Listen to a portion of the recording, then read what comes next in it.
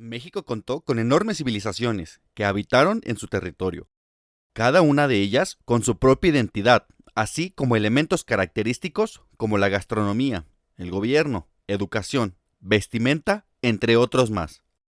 El día de hoy realizaremos un repaso sobre los aspectos más importantes acerca de la sociedad más notoria del centro del país, temida por donde quiera, aquella que no podía ser dominada. Tenían una sociedad bastante desarrollada. Veremos aspectos que están basados en códices y distintos registros oficiales. Acompáñame y recordemos cómo vivían en la majestuosa México Tenochtitlan.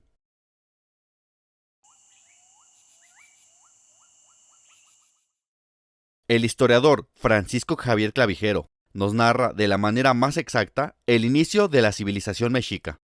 Los aztecas vivieron hasta el siglo XII en un lugar llamado Aztlán, situado al norte de México. Después de una larga y muy difícil peregrinación, en la que atravesaron lo que hoy son los estados de Sonora, Jalisco, Zacatecas y Michoacán, llegaron a la ya entonces célebre ciudad de Tula. Todos los autores convienen en que los aztecas, además de ser valientes, eran instruidos. Dejaban huella en donde sea que pasaba la civilización, que era verdaderamente adelantada y sin disputa muy superior a la de las civilizaciones que habían venido a habitar este territorio. A la cercanía, en el lago de Texcoco, vieron en un opal nacido en una piedra, y sobre él un águila. Estas eran las señales del lugar donde debían fundar la ciudad según el oráculo de Aztlán, dando a la nueva población el nombre de Tenochtitlan, siendo en 1325 la fundación de la ciudad. Desde su edificación a su ocaso, el 13 de agosto de 1521, la ciudad tuvo aproximadamente 195 años de existencia, siendo gobernada por alrededor de 11 tlatoanis.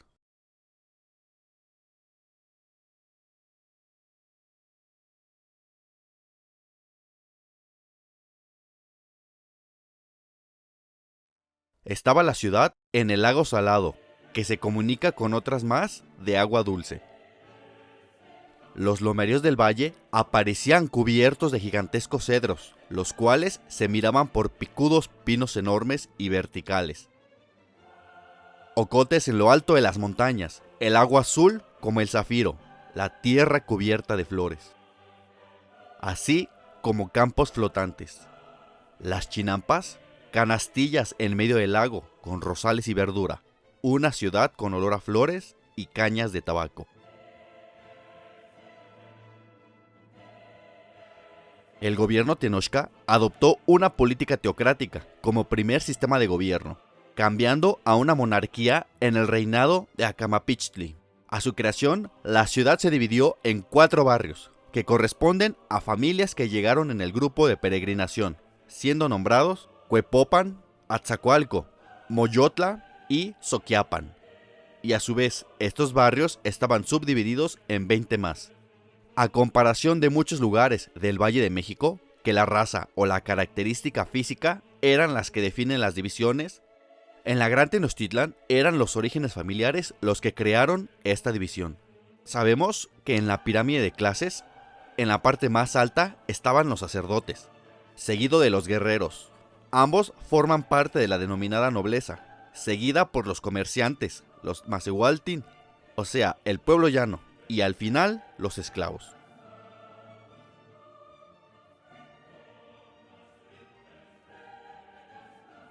Los sacerdotes son aquellos que llevaban la dirección de todos los templos dirigidos a los dioses, estando encargados de llevar a cabo las ceremonias, así como el conocimiento sobre procedimientos para la celebración de los mismos, entre otros cargos más. Si querían ser sacerdotes, era necesario estudiar para ello. El puesto no podía ser ocupado por alguien que no tuviera una familia en la misma clase social. De igual manera, los guerreros procedían de los nobles, pero a comparación de los sacerdotes, estos podían, dependiendo de Tlatoani a cargo, asumir puestos altos en el ejército. Se les enseñaba todo lo necesario en la escuela, incluido sobre la religión, no solo sobre las batallas.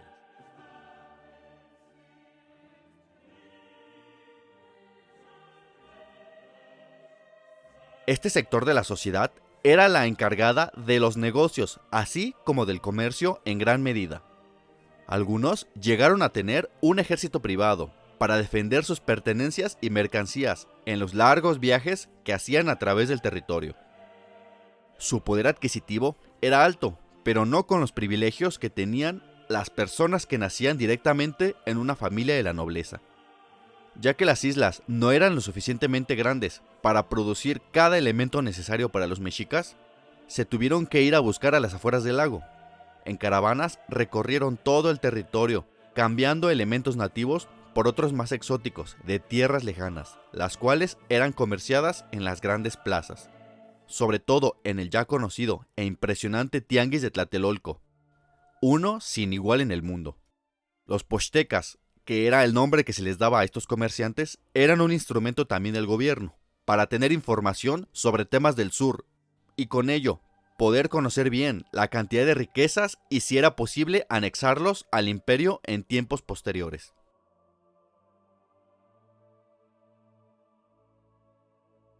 El pueblo estaba formado por algo que ellos llamaban macehuales.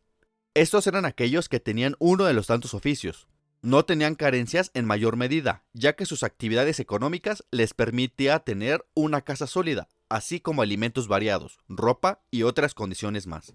Como en cualquier sociedad, también se estratificaba este grupo en otros pequeños, mismos que podían llegar hasta la pobreza extrema.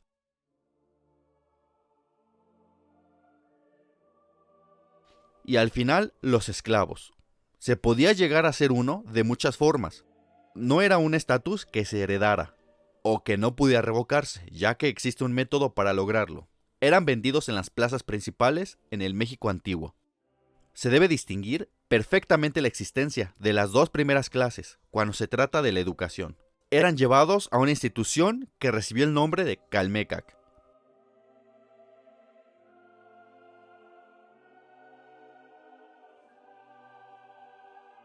La sociedad mexica tenía tantas costumbres interesantes. A los cortos días de nacida la criatura, iba la partera a lavar al niño, la familia limpiaba la casa y la calle, y se adornaban las puertas con arcos de tule. Una tradición muy marcada era enterrar su cordón umbilical, debajo de la casa para las mujeres y en el campo de guerra para los hombres. Cuando los fallecidos eran personas importantes, naturalmente las ceremonias eran más complicadas. Les cantaban, había banquetes, se daban ropas a todos los que concurrían a la ceremonia, sacrificaban al sacerdote del Señor y a sus servidores para que lo acompañaran y le sirvieran en el otro mundo. Esto para que no tuviese pobreza. Enterraban mantas, joyas, oro y plata. A los pies del teocalli se incineraba el difunto y ahí mismo eran sacrificados a los que en el otro mundo debían servirlo. Todos los aspectos de la vida tenochca estaban íntimamente relacionados con la religión. Dependiendo del mandato, era posible subir en la sociedad con los prisioneros que se obtenían en la guerra, pero siempre estarían abajo de aquellos que salen del Calmecac y de la familia de nobles. En esta sociedad, los hijos eran libres de abrazar la profesión que gustasen, pero casi siempre se adoptaba la del padre. El Códice Mendocino nos ilustra los 4 oficios principales: el platero, pintor, albañil y maestro de mosaico de pluma. Para las mujeres se destinaban a actividades del hogar, así como a la cocina y al cuidado de la familia, ya que en política no se les permitía llegar, ni mucho menos al ejército. Los sacerdotes de los templos tenían jerarquías y conforme a ello tenían funciones específicas. Algunos estaban a cargo de la hacienda del templo, otros custodiaban las riquezas y ornamentos. Otros dirigen los cantos, así como los que depositaban los archivos jeroglíficos y explicaban su significado. Hacían de profesores de las distintas instituciones que existían en la ciudad, entre otros. Así también existía el oficio de limpiador de templos. Aquello era encargado de que todo estuviera limpio y en condiciones todo el tiempo. Casi siempre, estas personas eran estudiantes de la institución llamada Telpochcali. El artesano tenía una condición superior en comparación a otras actividades, incluyendo su vestimenta y alimento. Era cuidadoso de pasar ese estatus de vida a sus hijos. Se dedicaban principalmente a fabricar utensilios como lo son vasos, jícaras, metales, ollas, comales, molcajetes, así como armas, vestimenta civil y militar. Se hablaba que se repartieron en cada barrio la población que se especializaba en la producción de estos artefactos. Asimismo, existen artesanos que creaban papel hecho de fibras de maguey para pintar en ellos. El mismo Cortés nos narra en una de sus cartas a la realeza que al recibir los regalos de Moctezuma, se percató que los tejidos, que aunque eran de algodón sin seda, en todo el mundo no se podía hacer ni tejer otros iguales, y de tanto y tan diversos colores, hablando de lo maravilloso que eran las prendas mexicas. Mandó a España muchos de esos maravillosos tejidos, que con el tiempo se han ido destruyendo, como por ejemplo, podemos ver el malísimo estado en el que se encuentra el escudo de Moctezuma, de mosaico de pluma, que permaneció por 300 años en España, estando ya en la actualidad en México. Sobre los carpinteros podemos hablar que tenían conocimiento y hacían uso del torno. Esto demuestra que no es como algunos aseveran, que aún pertenecían a la edad de piedra. Los zapateros fabricaban sandalias de pita, forrados de algodón para los principales sacerdotes, y dorados en la parte del talón cuando pertenecían a la nobleza alta. Los curtidores trabajaban los cueros de felino, de cerdo y de otros animales más, dándoles la blancura de la tela. Los mexicas usaban el oro, la plata, el cobre, plomo, estaño, así como el bronce. El trabajo de estos artesanos era admirable. El mismo rey Carlos I, al hablarle de las joyas ofrecidas por los mexicas, tales que fueron valuadas en una cifra de alto valor. Este personaje destaca que más que su valor monetario, deben considerar estas piezas como un producto artesanal que no tiene precio. Ningún otro príncipe del mundo tendría joyas por igual, distinguidas por su rareza y su técnica novedosa, comentó el rey. Elaboraban objetos cuanto produce la naturaleza. Así fundían el metal en forma de pájaro, movía la cabeza, lengua y alas, o un mono que tenía sonajas en las manos, un pescado mitad oro y mitad plata, con escamas intercaladas hechas de estos dos metales. Aquellos secretos de platería se perdieron y muchos de estos ejemplares también, ya que fueron fundidos en barras de oro que los invasores se llevaron a España. Existía el oficio de lapidario, gente especializada en trabajar las piedras en general, desde las preciosas hasta las de cantera, para la construcción de edificios, así como con la precisión que necesita una piedra de joyería. Los pintores, o llamados tlacuilos, eran señores que estudiaban toda su vida para tener el conocimiento de interpretar y realizar las pinturas de códices. Este oficio, al igual que todos, se transmitía de padre a hijo. No solo trabajaban en papel o piel, también realizaban hermosos murales junto a los lapidarios en edificios, agregándoles color. Otros oficios que se pueden mencionar es el de mayordomo, los jueces, recaudadores de impuestos, médicos, guerreros, cargadores, pescadores, agricultores, recolectores de materiales, mensajeros, cocineros, entre otros oficios y actividades más.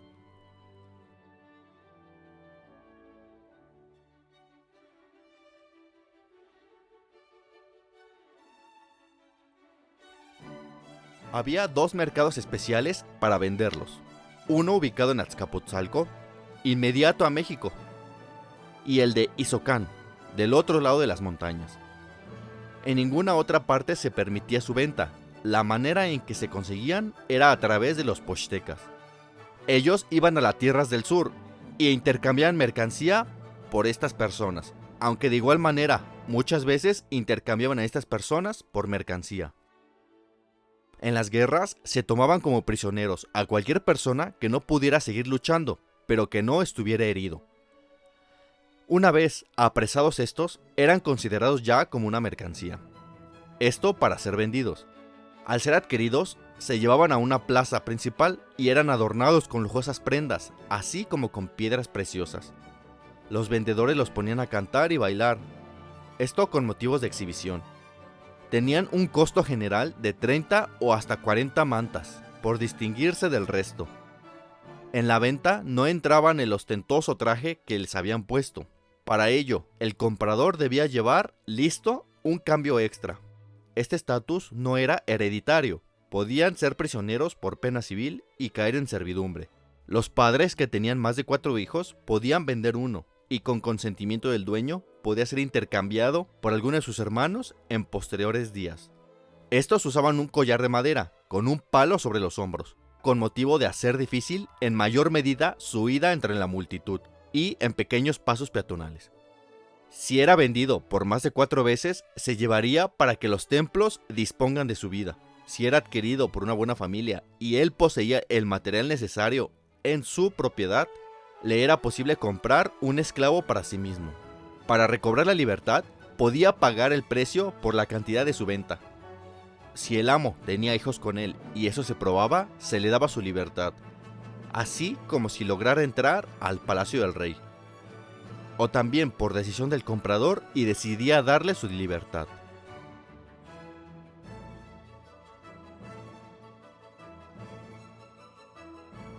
Se distinguen perfectamente la existencia de las 2 primeras clases cuando se trata de la educación.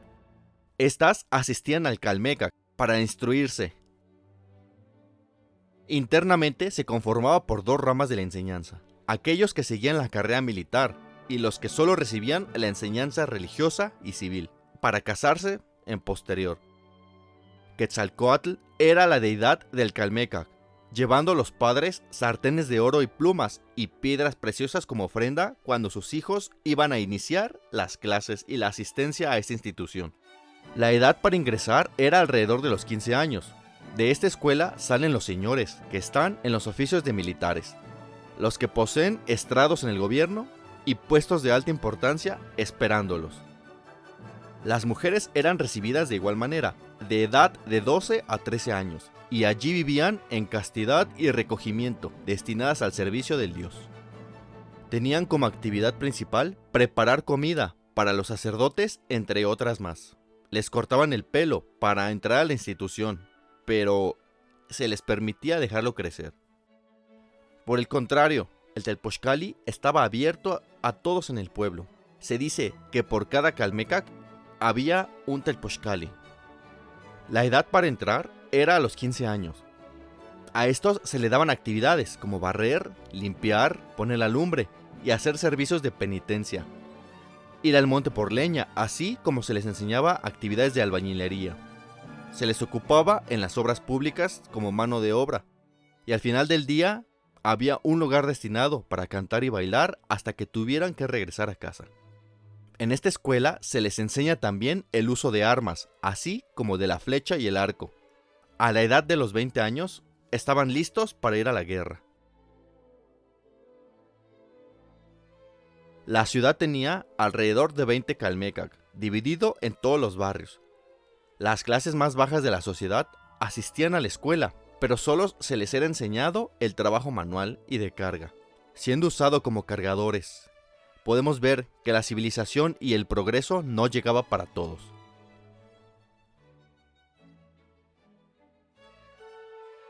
Generalmente, la edad para el matrimonio en la mujer era de los 15 a los 18 años. En los varones, la edad era de 20 a 22. Los mexica creían arduamente en la conservación y aumento de su raza, que si los varones superaban la edad de casamiento, eran obligados a casarse. Si se resistían, tenían prohibido tocar a mujer alguna. Las formalidades previas a la unión eran que el padre del varón, jamás el de la mujer, ni su familia solicitaban el matrimonio. Reunían a los parientes para pedirles consejo. Una vez aceptada la idea y escogida la joven, se llamaba al hijo y se le hacía saber la resolución. Se hacía llamar a las personas que leen los astros para interpretar sus signos de nacimiento de ambos. Si resultaba infaustuoso su futuro, la pareja abandonaba el proyecto. La ceremonia de la boda consiste, según el Códice Mendocino, en que en la noche de la celebración, una mujer dedicada a la medicina llevaba a cuestas a la novia a la casa del novio, acompañándola con 4 ancianas, con teas escondidas. La casa era adornada con ramas y flores. Se colocaba un petate, una canasta con comida. Salía el novio, se sentaban ambos en el petate y la mujer dedicada a la medicina, ataba sus prendas de vestir con un lazo, y con esto dando fin a la unión, teniendo como significado que quedaban unidos en el hogar, siguiéndose de un banquete en el que el marido y mujer se daban su primer beso. La familia en esta celebración se entrega a la danza y la alegría. En los mexicas, el matrimonio no era una institución del sacerdocio, sino de la familia. Se preparaban para tener 4 días de abstinencia y oración. Terminando ese tiempo, era llevado una ofrenda a una cámara preparada por sacerdotes, donde terminaba la unión.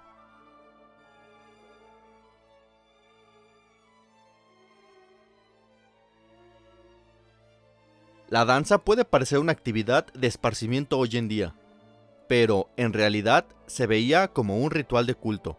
De igual manera, trataremos la danza como una actividad de entretenimiento, ya que usaban su tiempo libre en esta actividad.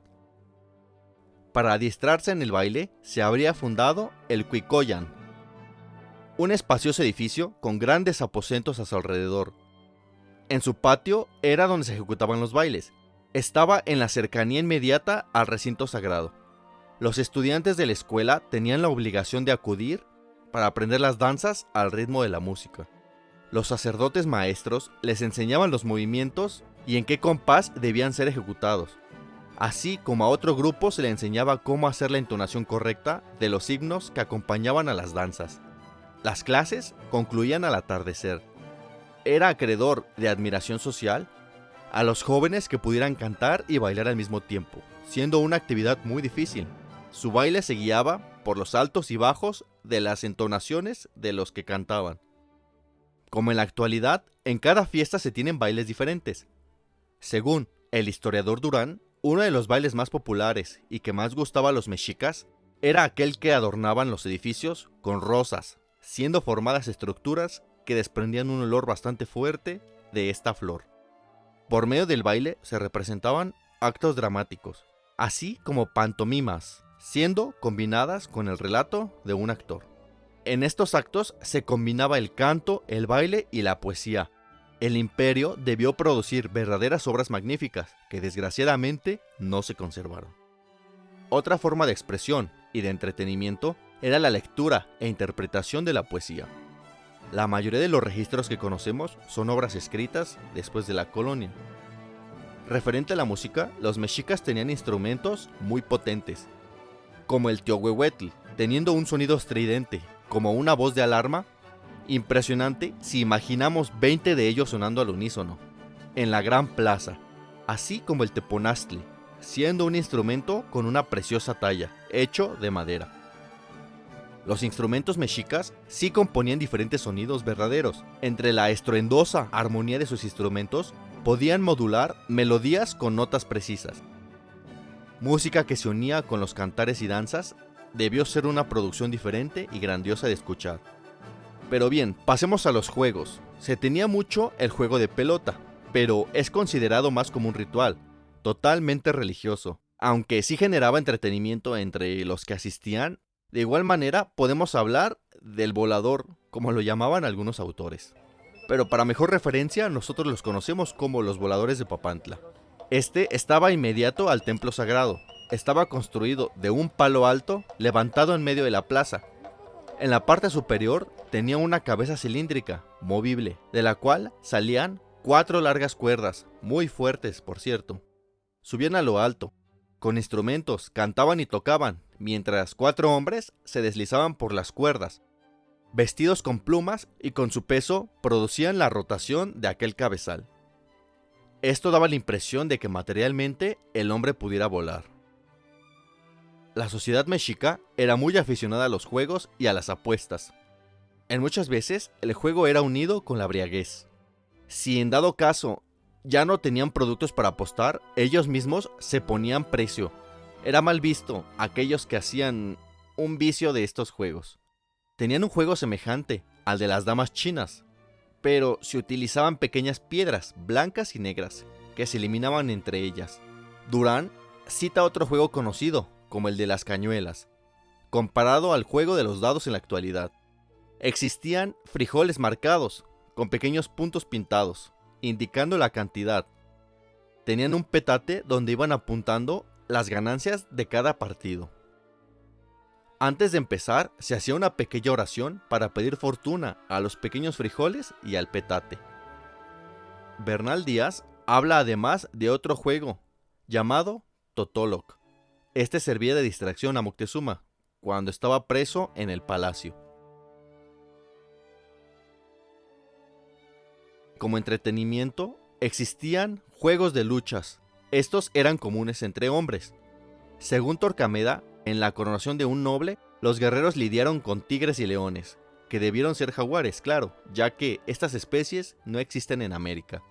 Tenían por diversión también las carreras y cacerías, así como ejercicios gimnásticos, pues sabemos que algunos bailaban en zancos altísimos, o también había bailes de altura. Esto quiere decir que un hombre bailaba arriba del otro, casi siempre uno en cada hombro.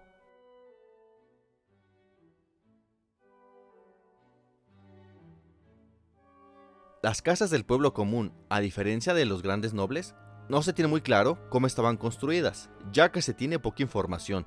Los cronistas de la época no visitaron estas construcciones, pero se sabe que tenían un patio en común y alrededor cuartos mal construidos y húmedos. Esa habitación hacía de cocina, comedor y dormitorios juntos. La primera impresión de los españoles fue que al llegar a la ciudad existían calles muy anchas y muy estrechas.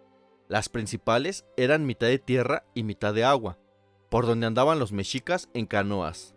Existían puentes sobre el agua, de vigas muy grandes y bien labradas. En las diversas calles de los palacios y construcciones que existían, no solo tenían una salida, sino que podían ir por agua y por tierra para salir y entrar del edificio. Eran construidas las casas de los nobles muy altas y con muchos aposentos y jardines.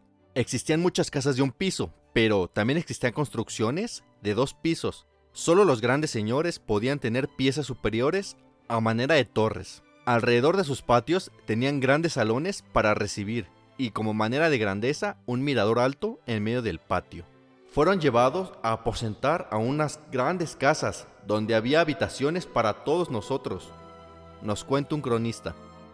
Estas habitaciones habían pertenecido al gran padre de Moctezuma, que se decía llamado Axayacatl. Ellos se dieron cuenta que cada habitación estaba destinada para algo. Una de ellas estaba llena de los ídolos, como los llamaban ellos. Otra tenía las joyas y todo lo que había pertenecido al papá de Moctezuma. La casa, según la importancia de quien la habita, podían estar construidas de adobe con cal, de tesón de estucado o piedra de cantera y pintado de diversos colores. Las buenas casas tenían azoteas planas. La de los artesanos o los llamados clase media, si bien conservaban el aspecto de una vecindad, eran más cómodas. Naturalmente, la construcción corresponde a la clase. Se componían de metates para dormir y comer, algunos trastos de barro para guisar y guardar el agua, y por si acaso, alguna deidad protectora de la familia. Una mala manta servía, por si acaso, como puerta. En lo más externo de la ciudad eran aún más terribles las condiciones. Los jacales, de carrizos o paja, sin abrigo contra la intemperie o paredes de lodo o adobe. Las habitaciones de los nobles tenían todas las comodidades disponibles. Había hermosas casonas tan grandes, con tantas habitaciones y jardines, arriba y abajo. Hubieran sido algo maravilloso de ver. A la entrada de las casas había grandísimas salas y estancias alrededor de un patio. La casa de Tlatoani de México era tan grande que albergó a 3,000 personas y aún así tuvo espacio para que los caballos pudieran vivir ahí. No podemos poner el miserable registro que los españoles dieron sobre cómo se amueblaron estos edificios. Sabemos que estaban alfombrados de esteras de vistosos diseños, construcciones de medio metro recubiertos de hermosas telas haciendo la función de sillones, así como tapetes para los pies hechos de piel de animal, paredes pintadas de colores brillantes y vistosos, mosqueteros de tela para mitigar el calor y braseros para el frío. Ellos no usaban cama como la conocemos en la actualidad, pero formaban con muchas esteras puestas una sobre otra, y encima varias mantas. Los cuartos estaban alumbrados toda la noche, se dice que eran rajas de ocote. Las casas no tenían puerta de madera, sino grandes cortinas o tapices con peso en las extremidades atados con cascabeles. Sus ventanas no tenían vidrio, en cambio usaban placas transparentes de teocalli.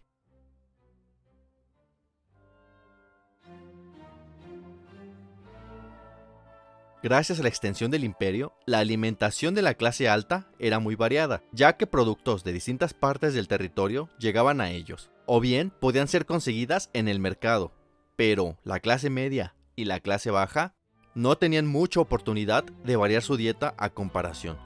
La tierra era generosa con ellos, ya que por medio de pequeñas parcelas al lado de sus casas o en chinampas se podía plantar una variedad enorme de productos de consumo. La dieta general del pueblo mexica consistía en peces del lago, en maíz, chile, frijol, calabaza, tomate, ranas y un poco menos frecuente aves acuáticas y no acuáticas como la codorniz y el guajolote.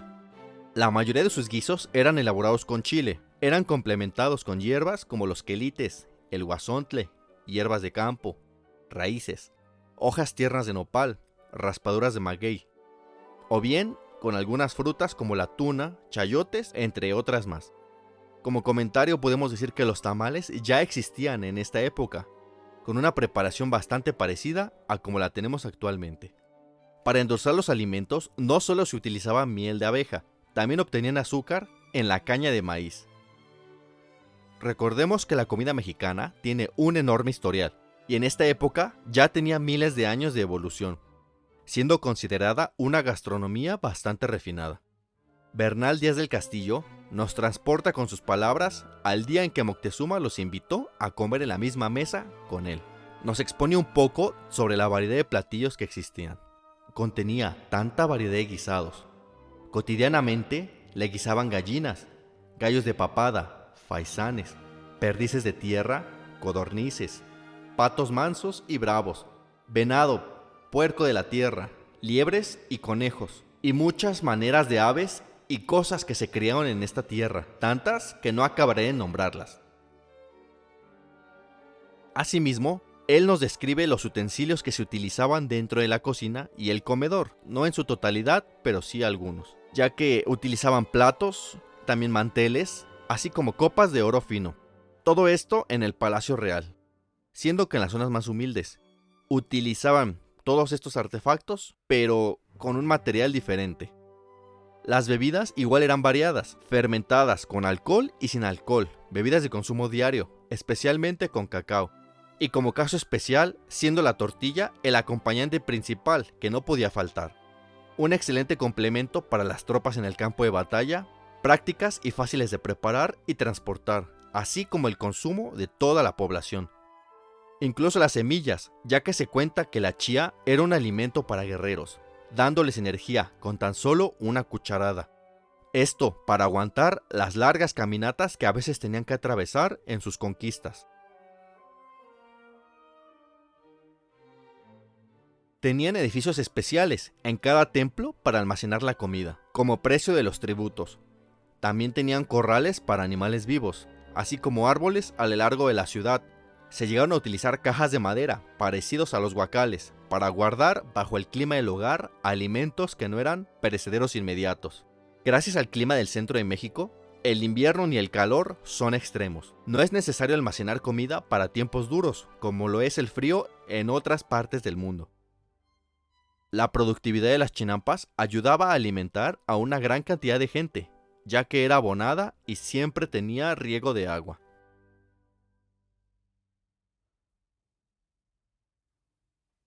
La sociedad mexica se consideraba politeísta, teniendo bastantes deidades dentro de sus creencias.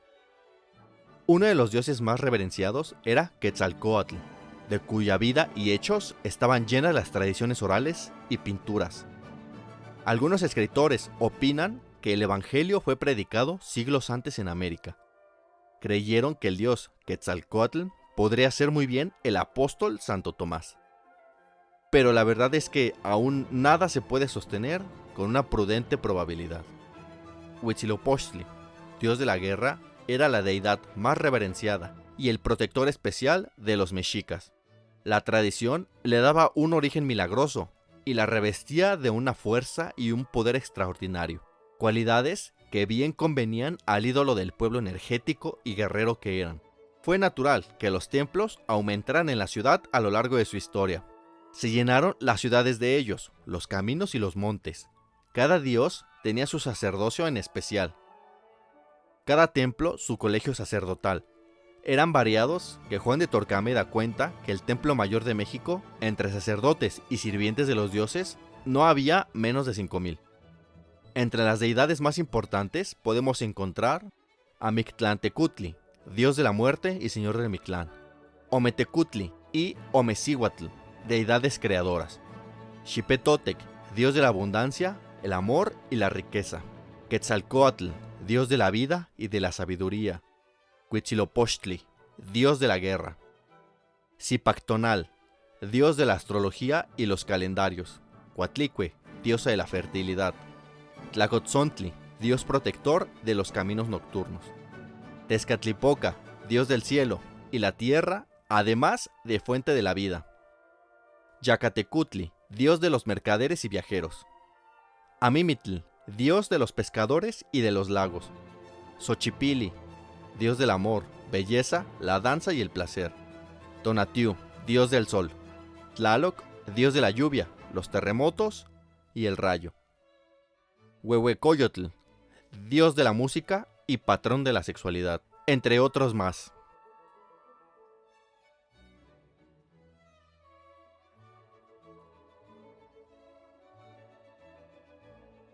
La mayoría de los castigos y penas eran dados por un tribunal compuesto de jueces.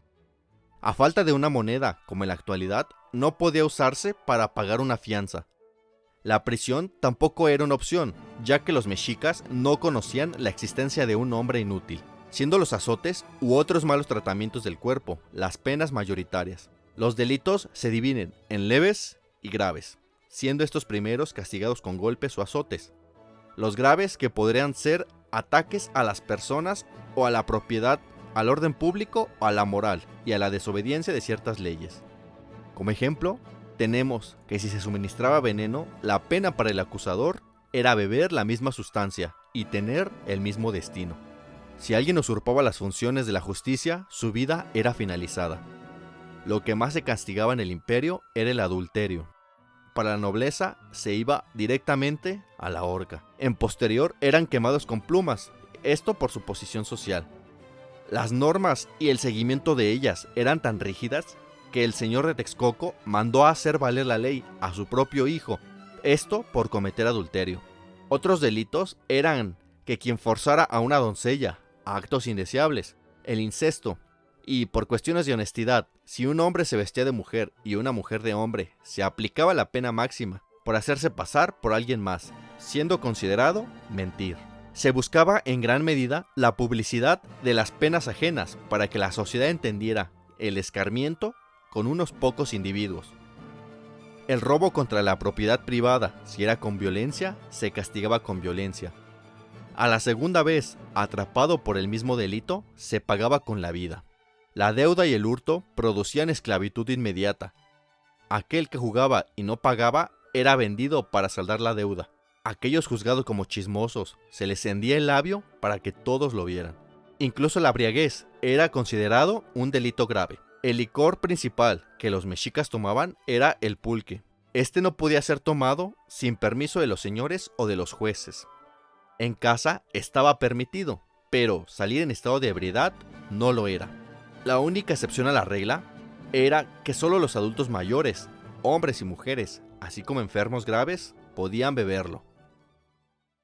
A pesar de lo diferente que es la civilización mexica a lo que hoy es la sociedad mexicana del centro de México, debemos recalcar que estaban lejos de su vida primitiva como tribu. Era una civilización con Estado de Derecho y otros elementos más que no tenían que envidiar a ningún otro imperio del mundo. Entendieron que si juntaban sus intereses en uno solo, llegarían a ser uno de los imperios más poderosos. Lo que teníamos en el centro de México, concentrado en el pequeño valle Anáhuac, era un imperio organizado. La isla, cabeza de todo el territorio, para ellos era lo más grande que hubiera podido haber, lo más cercano a una patria. Los mexicas, profundamente concentrados en sus proyectos de engrandecimiento, aumentaron sus dominios, poder y riqueza. Pero ese mismo poder fue un elemento de ruina, porque, sujetos a la fuerza, muchos pueblos conservaban un rencor profundo hacia ellos. Los pueblos fueron enemigos de sus vencedores y cooperaron a la ruina común. La grandeza de esta civilización no tiene cabida para exponerla en un solo video. Veremos los aspectos por individual en posteriores videos, así como una segunda parte con otros más que no fueron mencionados. Siempre es bueno recordar y entender el presente mirando al pasado, realizando el ejercicio de imaginar la grandeza que aún perdura en su gente. Hagamos caso omiso de aquellos que quieren minimizar el esplendor de estas ciudades. La civilización no llegó al continente junto al invasor, fue la gente de esta tierra a la que a lo largo de miles de años fue desarrollando su propia cosmología, métodos, pensamientos y todo tipo de artilugios, suficientes para vivir de manera digna. Escribe en los comentarios, ¿qué opinas de la ciudad capital del Imperio Mexica? Gracias por mirar el video y llegar hasta esta parte. Las fuentes estarán en la descripción del video. Si te gustó, dale like y suscríbete. Y ahora dime, ¿qué te gustaría recordar?